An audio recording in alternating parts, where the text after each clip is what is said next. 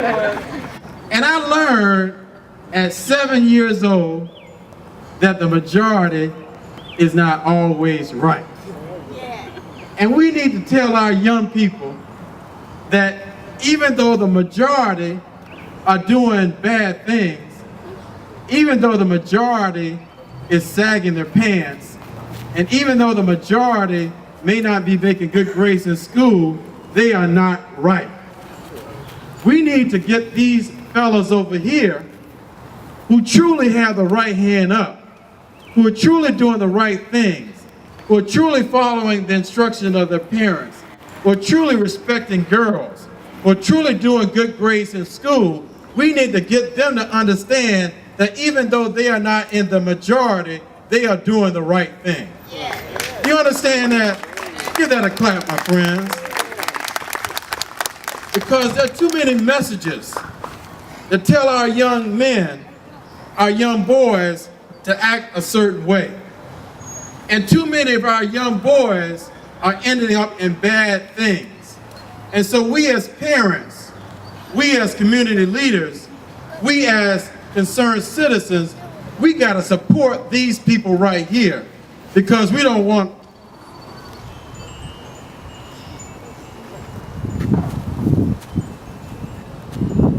all of our boys to end up over there doing the wrong things. So let us make up our minds today. Let us embrace our young boys. Let us support our young boys. Let us be good role models. Let us be willing to tell our boys to do the right things. And more importantly, let us do what we can to support our boys, because too many things in society are saying that negative activity is the right thing to do. We need to support our young men, because we want our young men who are doing positive things to be in the majority. Our friends, thank you so much for being here, and more importantly, let us support our young boys. Thank you very much. Is there any kind of plans for the future that you might have to get the kids more involved in extracurricular activities that are good for them and for positive for the community? Good question. Thanks so much for that question. So there are three things that are beginning to happen right now. Number one, Fulton County has recreation, parks and recreation centers. Mostly of them are in South Fulton County. So you go out Cascade Road, you got Trammell Park. In South Fulton, you have parks in South Fulton. And the city of Atlanta has parks. So we need to encourage our young boys to go to some of the parks and recreation facilities. My son graduated from Mays High School last May. My son did Little League Baseball at Adams Park up the street. And so we need to encourage our young boys to do sports, to do after-school activities. Also, Fulton County supports a lot of nonprofit organizations that work with youth. And so if you have a pen down, I want you to call this number, 404-612-8206. That's my office number. And we will provide you a list with organizations in Fulton County that work with youth. And so Fulton County has Parks and Recreation. Atlanta has Parks and Recreation. Fulton County also supports programs, supports organizations like the YMCA up here on Campbellton Road. We provide funding for them. And so we have a list of nonprofits, a list of organizations that work with young people, because we got to get our young people, like these young boys and girls, involved in organized activities. So great question, but call my office and we give you a list of organizations that work with our young people.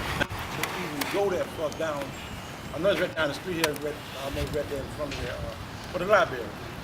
But there needs something right here close in the community, right in this section right in here, and to get our young people more involved with it. Because walking down the street, anything can happen. You follow what I'm saying? So they need something right here in the community, even for our adults to get more involved with our youth. Because if not, they don't do no good. Well, that's a good point that you're making, Eric. We're doing our best to, we also have the YMCA, we also have the Martin Luther King, not the Martin Luther King, we have a library somewhere in this vicinity, so Fulton County has a library. you know, can we do something right here? I'm here because I want to support the Shamrock Gardens, the nonprofit organization that's here. They're doing this on their own to try to help and support. So I'm lending my support to their effort. And so I'm encouraging them to think in terms of doing some activities here that can help with the children in this community. Now, if we elect you as our commissioner, will you be willing to make sure that this young generation, kids, our kids, get more involved in what's going on, that you won't just get in the office and No, Eric, that's what I'm... would your door be open that any of these parents are able to come in and talk to you without going through a bunch of red tape?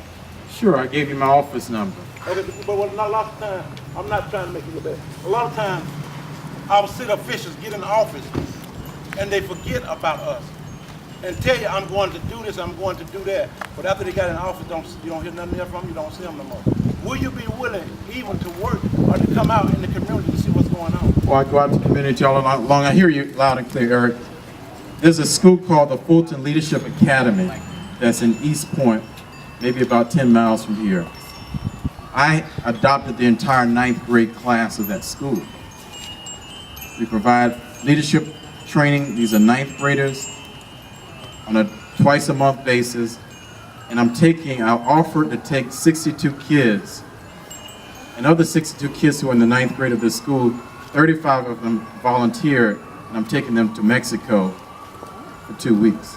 Yeah, that's all right, and I'm raising money for that. Yeah. All right, so that's one example of the things that I do to try to help our young people. And this is an all-boys school in East Point, because our boys are a challenged part of our community. And so that's something I'm doing personally and showing my investment to support them. Yes. I'm going to intervene here for just a second. I know this is going to be really challenging. We all want to talk with the chairman. What I'd like to do here, everyone, is I want to introduce our other leaders to here so that the chairman can recognize them, and then let our moderator have one question before chairman has to go. So I see President McGaha here from Atlanta Metropolitan State College. Thank you, sir. Is anyone here from Councilman Andre Dickens' office? Acknowledge Ali Carter with Post 3 at Large, Andre Dickens' office. We have anybody here with James Byrd's organization, Mr. James Byrd, Right Way, Wrong Way Organization, Incorporated. So these are some of our speakers you will be hearing from just a little bit later on in the program. But right now, I'd like to let our moderator, Mr. James Ziegler, who many of you know is the operations manager here at Shamrock Gardens, to get one great question in with the chairman before he has to go. Well, hello everybody, good evening. Listen, Chairman Eaves said something earlier, and I want to make sure, and he said the right thing, but this thing is not even about just Shamrock Gardens Apartments. We're just hosting it, and we're piggybacking off what you're already doing, Chairman Eaves. But we have the same concern, and everybody out here has this concern about our youth today. And Chairman Eaves, because you have to go real quick, we're trying to find a solution. Because if, you know, we've been to some of the forums and a lot of people talk about what's going on out there, and I'll just tell you the truth, even before he leaves, like we have rules even out here on our property that kids can't carry guns, any kind of guns, play guns or whatever, because it sends the wrong message. So y'all see this gun and you say, okay, everybody can tell that's a play gun. But then you see this gun, Chairman Eaves, that other kids carry, and then they paint this black. And then they start sticking up people and holding them up. But then you'll see something like this. This gun looks like the same gun that the policemen in the back are carrying right now. This looks like a Glock. It also has a clip to it. It will pop just like everything else. And this is nothing but a pellet gun. But it's just as dangerous. And we've taken this off of kids, not adults. We've taken, and it's a lot of them, if y'all want to see them later, we've taken guns, and we've taken bandanas, and if y'all take a look here, this is not a little bit of bandanas, this is a bandana off of each one of the people, and we have lots more, because we're trying to stop this. We're trying to see what is the solution that the city is trying to come up with, not just the action of talking about it and keep keep talking about what's going on. How are we going to like fix it? Not put a Band-Aid on it, but sew it up, stitch it. Are there going to be new laws that won't allow us to give somebody a trespass at 1 o'clock from our property, and then at 4 o'clock they're back out there at the same, doing the same thing? Now, of course, none of us want to see our kids go to jail. That's not what we're trying to do. That's not the problem. But how do we get stiffer penalties for kids where their parents are just not watching them and monitoring? Great question. So government, Fulton County, City of Atlanta, State of Georgia, we can do a whole lot of things. But ultimately, it's a responsibility of parents. I'm a parent, I work, I'm busy, but ultimately when I go home, I need to make sure that I teach my children right and wrong. Right. And when they make mistakes, I'm the one that's going to be embarrassed. I told my son when he went to Morehouse College as a freshman back in August, I said, son, I want you to make good grades. I want you to have fun. I want you to go get a girlfriend over at Spelman College. Let me tell you one thing, don't you embarrass me. Don't embarrass me. And so we as parents, to me, that's what we need to do. We as parents have to step up and do what our responsibility is in terms of spending time with our children. Too many fathers are not involved in the lives of their children. When you especially look at the black community, 70% of the families are run by females. So we can't just look at government to come with the solution. Correct. Ultimately, parents have to take on the responsibility for their children. So the message to me is we need to encourage you, push all of us to understand our role as parents. Thank you very much. But the underlying cause of causes is, and where does the gang threat for youth specifically come into play in the big picture of our youth crime problem? You know, how big of a problem is the gang problem here? Because some people don't think it's that big, but I know that it is. And these bandanas and these guns are proof of that. So is what we're experiencing here on Campbellton Road area specific just to us, or is this everywhere in Atlanta? Well, sir, the gang issues are not located only here on Campbellton Road. Okay, so there's gang issues, and a lot of it comes from what Chairman Eaves mentioned. It's the parents being involved, the parents giving guidance to their children and giving them support, and ultimately, the structure so that they're not turning to the gangs in order to feel, that they're accomplishing something or that they're a part of something. They have to be part of their family first.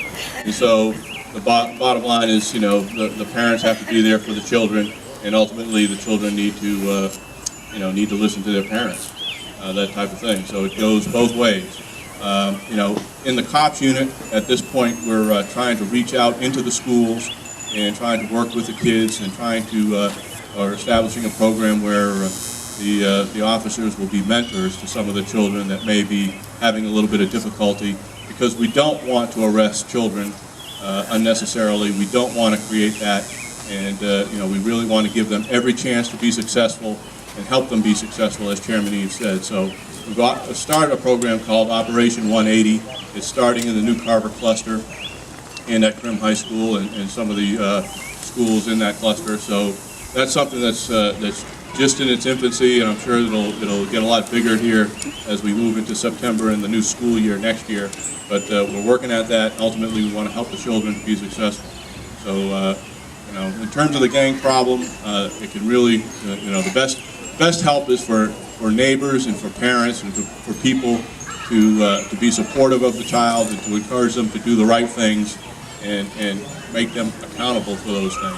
Hold them accountable, make sure that, hey, they're not doing the right thing, make the corrective adjustment in terms of their behavior. Tell them, hey, you're not doing something right. Let them know they're doing something wrong, and be a caring and concerned neighbor. And Mayor Brian, I know you can probably answer, like, what do we do about these gang problems and these kids, and where do we contact you, and how do we know that something's going to be done? How do we fix this problem? Okay. Good evening. I'm Rodney Bryan. I'm the Zone 4 Commander. And to address your question as it relates to what we see with youth joining gangs, youth tend to join gangs for a number of different reasons. Some of them are for protection. Do we have I must admit that I don't know the specifics on the statistics as it relates to it. However, what we can do is to continue to truly be involved with our kids and have an open dialogue and communication with them. When we find that they are joining gangs or we are aware of gang activities, by all means, get in touch with the Atlanta Police Department. We come out and investigate every gang incident that may occur.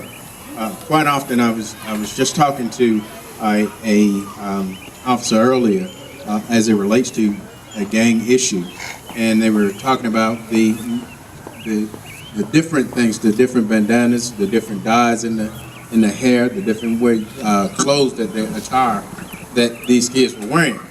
And my first question to them is, well, what does the parent say about dyeing the hair? How does a parent allow their child to come out with these different clothes?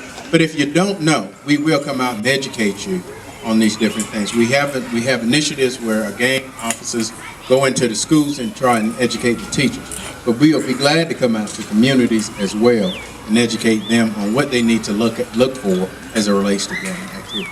Well, Major Bryant, and that's good. And y'all ought to give them a hand because they said they'll come out and do it. If I ain't down with what you're doing and we ain't partnering, it's not called snitching, it's trying to get it straight. That's what I think it is. It ain't called snitching, and we got to get out of the mentality of being scared. And I think that's one of the biggest things about calling the police. But I'm glad that he said one thing, because we want to have more things where the police can come out and give us information about what to look for and what numbers to call without us having to feel like we're snitching and somebody's going to find out what happened. Because I was looking in the paper the other day and it's saying that crime statistics are down. Is that right?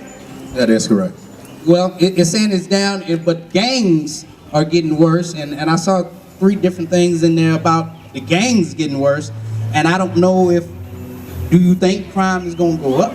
Well, let me explain because different people identify gangs differently. What we see, what we recognize to be a gang in the city of Atlanta is a little bit different than what you may have known to be in Chicago, LA. Those type of gangs are well established and well rooted, have been there for years. What we tend to see in Atlanta is a greater transition of gangs, whereas young people grow up in a community, live near each other, and evolve into what they call a gang.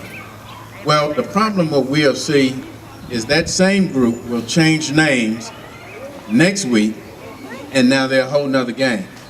And we're tracking each and every one of those different type gangs. So it does appear that we have a number of gangs, but what we generally have is one gang changing names 2 and 3 times. Right. We also do have a situation where one gang may evolve into another gang. But we do not see the same level of gang activity that you see in the north and on the west coast. But again, we continue to monitor every issue as it relates to a gang. We come out and we continue to monitor those. Ran out, right? This one got caught. And when we got him, we told him the only way we can let him go is if his mother came to get him. Well, we called her, she wouldn't come. So we didn't arrest him, we CT'd him, and we got his iPad. And when we looked through his iPad, the scariest thing, of course he had guns all through there and different pictures, but he had a picture of about maybe 150 guys that were like 17 and younger, all dressed in red, all spread out in some bushes throwing up gang signs. It was like the most disturbing thing that I had seen in quite a while. So I don't know if y'all having problems in other areas or if y'all know anything about gangs, but even some issues in this neighborhood. If y'all have some questions now for the police officers, just raise your hand and we'll let you answer them. It doesn't matter how many times you ask the question of why gangs are existent. It all comes back down to if parents don't provide structure and discipline inside of their household, there's no way you can expect a child to go out in the real world and show something that they have not been taught. So no matter how many times you ask the question, there's no real answer. but it starts inside of the home. We agree. We agree. Initiative where he was targeting returned felons from the prison system, and I think he said that the problem, they were trying to put an incentive for employees to hire young men, since we targeting young men, to be able to be gainfully employed when they return from prison. Most of these young boys, most of them, their daddies are convicted felons, a lot of them. A lot of their fathers are convicted felons. So I want to talk to the commissioner, but he had to go. But if we don't try, I'm just saying, we have to try to, along with President Obama with the minimum wage initiative, $10 an hour, we have to try to create an environment for because of the high recidivism. They said the recidivism rate is up to like 90%, something like that. So this is my point. If we don't try to get these young men gainfully employed, I know some of them, my professor tells me all the time, some of them don't want no job, but some of them do. And I think we should try hard to support the governor in trying to create adequate employment opportunities for these young men coming back from prison. And to have Well, thank you other for that. strong and positive options and opportunities for our youth, that we invited him to be here with us tonight. And that is why we're so excited that he is with us tonight, bringing many of the student advisors as well as students from Atlanta Metropolitan State College. He's going to have the opportunity now to speak with us, so let's give a big shout out for President Gary McGaha. Thank you so very much. I am delighted to be with you. Atlanta Metropolitan State College is a part of this community, and we're in this with you, and we're certainly committed to trying to help you. Let me just say, one of the best things that we can do is make sure they're well educated. Yes, sir. And we've expanded what Atlanta Metropolitan State College provides in terms of our hours of operation and the way that we enroll people in school. You actually can go to Atlanta Metro 7 days a week, from 6 a.m. in the morning until 10:45 at night. Unlike many schools that close at 5:30 or 6, we open up with an evening college at 6 p.m. Monday through Friday. We don't close until 10:45 at night. And we have classes all day Saturday and Sunday afternoon from 2 until 6. This is done to try and help people get in school. And we also have multiple start times. That is, we have more than a traditional 15-week semester. We have a 15-week, a 12-week, a 10-week, 2 7.5s, and a 5. So whatever you want to do, however you want to go to school, we can make that happen. We are concerned about the youth as well. And we have organizations on campus that can provide advisors and support and tutors as well to help students with homework and things like that. We simply need to understand how you would like to have it organized, and we can provide support with it. The other thing I'll say is that Atlanta Metro has changed. It's no longer just a 2-year college. The name was changed from Atlanta Metropolitan College to Atlanta Metropolitan State College, offering the baccalaureate degree. And we are planted in this community. We have a campaign called Connect the College to the Community, and we're in it with you. So however we can help, we'd love to be able to do so. If I can be of assistance, let me give you a number. Just call the office like everybody else, and we'll help. That's 404-756-4440. That's 404-756-4440. That's my office, and someone answers it at all times. So let me know how I can help. Again, it's good to be with you. I see some of our students here with the paraphernalia on, the t-shirts and so forth, and we're very proud of them, and we'd like to help any way that we possibly can. Thank you so much. Y'all give Dr. McGaha a hand, please. I'm just tired of it in this neighborhood, in which most of us are, and we want to get this fixed. And so Carrie went out of her way to get some things done, and she got all these people on this program. Can y'all give Carrie Williams a hand, please? She works here on our staff as a resident service programmer where she puts things like this together so that the community can come together, and different things like we've had things in our office where they were paying people's electricity bill, their gas bill, not Shamrock, but we just held it here because we wanted to do something in the neighborhood. And it was about 200 people came through here and got their bills paid. And we just want things like that for our neighborhood. We want this neighborhood to be nice, like this fresh air and a nice night. So, Carrie, can you announce our next speaker, please? Yes, sir, it's my pleasure. You know, not many people can tell their personal story and then live the commitment out of their personal story like Mr. James Byrd can. He's a gang expert, a motivational speaker, and he's founded Right Way, Wrong Way. It's an organization to help young people find their way the right way. Mr. Byrd is also a strong faith and community leader, and he has committed himself to us here at Shamrock to make the difference that we all want to see for our neighborhood and for our youth. And he is here, ready to roll up his sleeves for us and our youth. Please welcome Mr. James Byrd. Good afternoon, and how y'all doing? I'll be brief, straight to the point, and I certainly don't want to waste anybody's time. I want to, first of all, thank Ms. Williams, Mr. Ziegler for asking me to be here, and thank y'all for coming. Because what I do for a living is we assist ex-offenders in making the transition from prison and jail back to society. It's a process that we refer to as habilitate, not rehabilitate. Because I think that if you rehabilitate, then you restore to the condition or mindset you were in prior to the commission of the offense.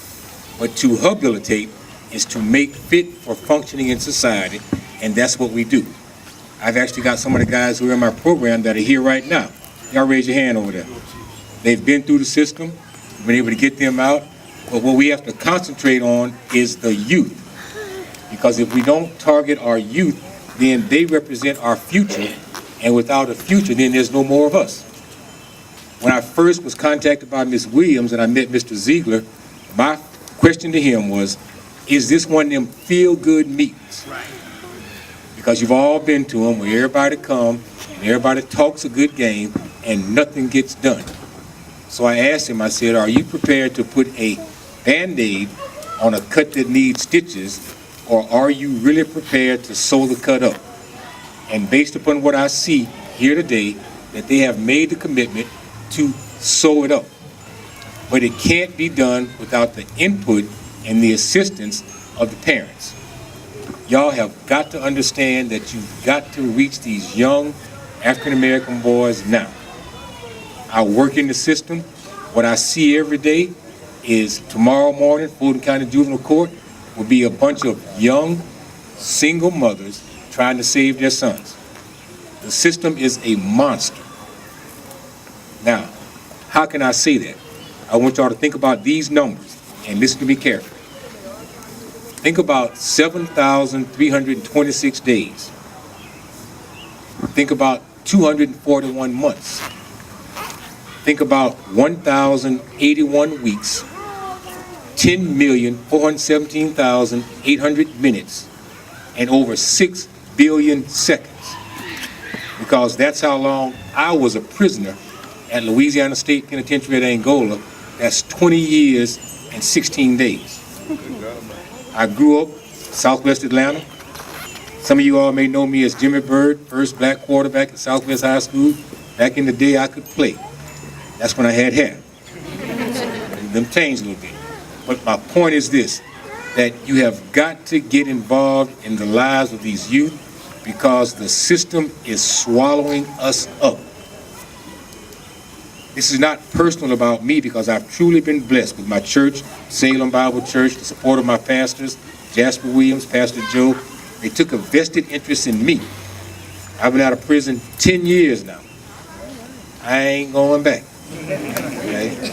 And I'm an example that for every man here who has a felony, if you have the drive, if you have the determination, and if you have the discipline to make something of yourself despite having made a mistake, because we all fall down.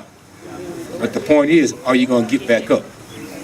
So once again, thank you all for being here. I'm certainly willing to answer any questions that you may have. Right way, wrong way, that's what we do. On the preventive side, we keep these young boys out the system. On the end side, we get them back out, and through a process of rehabilitation, you can get a job. Atlanta Technical College is just fantastic in terms of the opportunities that you provide for young men coming out to get them a marketable skill, somewhere they can earn a living. Mothers, all you single moms, it's on you. You've got to get involved in the lives of your sons. Thank you very much. Thanks a lot. Good evening, everyone. I'm Officer House from the Atlanta Police Department's gang unit.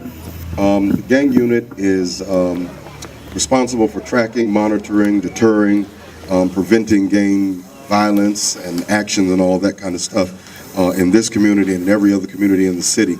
The thing about gangs is that they're here, they're there, but we can deter it if we can stop allowing our youth to join them, to get involved in it, if we become nosy parents again, getting back into people's information, monitoring what our children are doing.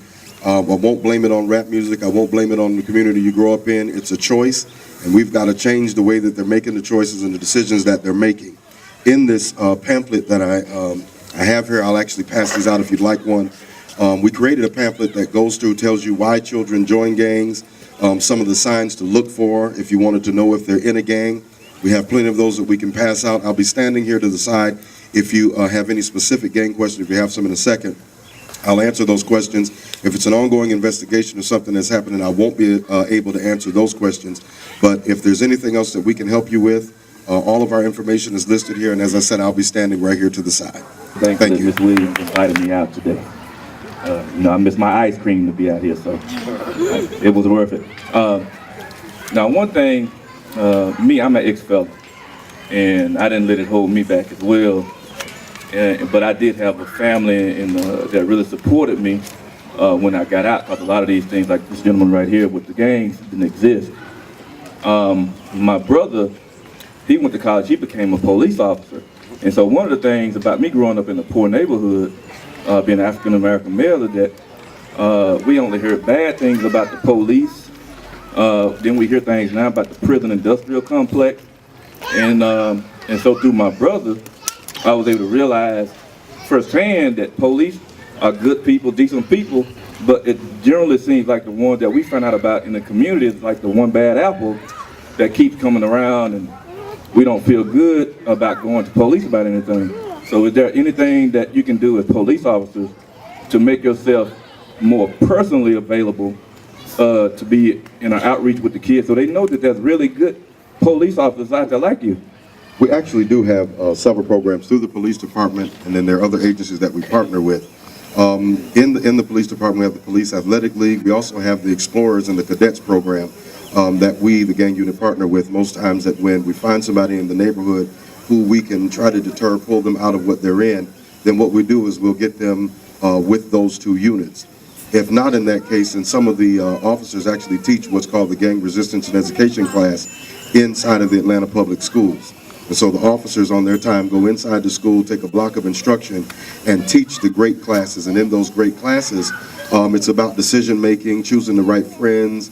I do those types of things, and sometimes with some of the pastors and rabbis, even imams in some of the communities, we'll go in and we'll introduce that family to that religious organization, and then let the two of them partner together if it is that they don't want to be with the police. Because they're, just face it, some people don't want to be around the police at all, to be honest. And so in that instance, we have a program where we'll partner with religious organizations, some business communities, some of the Greek fraternities. We partner with some of them, and they become mentors and things like that with us for some of the youth. All the while, they're making the initial connection, we're there, and so they don't see us in the light as the bad guy that's taking them away all the time. So that's some of the things that we do. Comment and a question, and my comment is, well, to everyone, because I work for Atlanta Public Schools, and I just challenge parents to take some time out of the school year just to visit your child's school. You have no idea what your presence does when you're on the inside of the schoolhouse. There's children from the neighborhood and everybody's going to see you, and they're just different children when their parents in the building. But my question is, I have children and we have a very open line of communication. So they tell me and we talk about everything. So they aren't afraid to tell their mom when they see something that's going on that's not right, because they know the difference between right and wrong.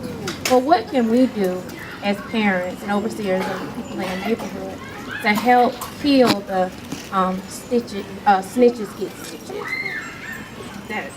That keeps that stigma that snitches get stitches. Well, number one, it comes back to the parent, first of all, encouraging that open line of communication, and I applaud you for having that open line of communication and that dialogue with your children. But we have to get back to the place where the children don't see us afraid to tell what's going on in our community, because they're picking it up from what they're seeing inside the house.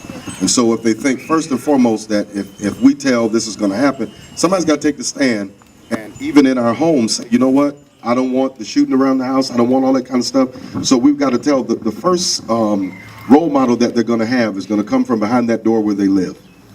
And if we, the parents, stand back up and take responsibility for our communities, then the children are going to follow suit and do the same thing that we're doing. That's the only iota of advice I have on that, is that if the parents are standing up and doing it, then the kids are going to follow suit. If we know that this is what we do, we stand up for where we live and what we believe in.